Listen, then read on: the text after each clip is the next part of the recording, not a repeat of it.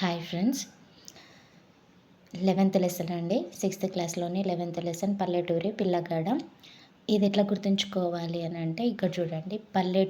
పల్లెటూరులో ప్రతి ఒక్క పల్లెటూరులో హనుమంతుని గుడి ఉంటుందండి. అట్లా పల్లెటూరులో హనుమంతుని గుడి ఉంటుంది కాబట్టి సుద్దాల హనుమంతు ఎప్పుడు జన్మించండి 6/6/1910 6/6/1910 అండి. ఓకేనా.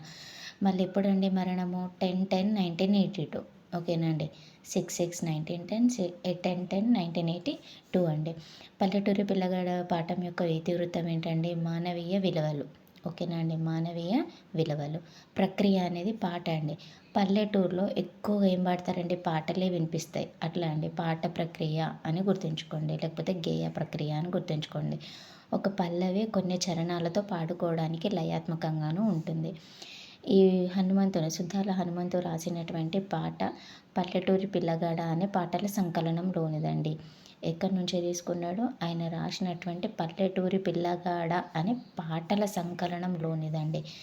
ఈయన శత జయంతి సందర్భంగా ప్రచురించిండ్రండి. ఓకేనా. ఎవరి శత జయంతి సందర్భంగా? పల్లెటూరి హనుమంతుని శత జయంతి సందర్భంగా ప్రచురించిన పాఠం అండి ఇది పల్లెటూరి పిల్లగాడ. యాదాద్రి ఎక్కడుందండి? భువనగిరి పాలమడుగు గ్రామంలో జననం అండి. ఈయన జననం యాదాద్రి భువనగిరి పాలమడుగు గ్రామం. ఓకేనా. పల్లెటూరి పిల్లగాడ పాలమడుగు ఎక్కడుందండి? భువనగిరి, యాదాద్రి డిస్టిక్. ఓకేనండి. 2వ ఫారం వరకు చదివాడు. ఓకేనా అండి. 2వ ఫారం వరకు చదివాడు. లక్ష్మీ నరసింహ బుచ్చిరాములు ఈయన తల్లిదండ్రి. లక్ష్మీ నరసింహ బుచ్చిరాములు. ఓకేనా అండి. పల్లెటూరులో వాళ్ళ పేర్లు ఇట్లనే ఉంటాయి కదండి. లక్ష్మీ నరసింహ బుచ్చిరాములు. చైతన్య గీతాలు, బుర్రకథ, గొల్లసుద్దులు, పిట్టలదొర, యక్షగానం వీటి ద్వారా ప్రజలను చైతన్యం చేస్తారు. సరళమైన పదాలతో అందరికీ అర్థమయ్యే విధంగా ఉంటాయి. ఇవి ఎట్లుంటాయండి? సరళమైన పదాలతో అందరికి అర్థమయ్యేలాగా ఉంటాయండి. బుర్రకథ నుంచి యక్షగానం వరకు అన్నీ కూడా మనకు తెలిసినవేనండి. ఓకేనా.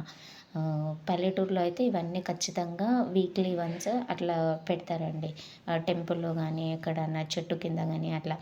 ఇక్కడ చైతన్య గీతాల్లోని మీరు ఒకటి గుర్తుంచుకోవాలండి. ఓకేనా. వాళ్ళు చైతన్య గీతాలు కూడా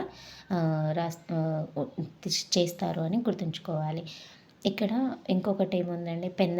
పెందలాడే అని అంటే దానికి సమానార్థకము అర్థం ఏంటండి? ఉదయాన్నే.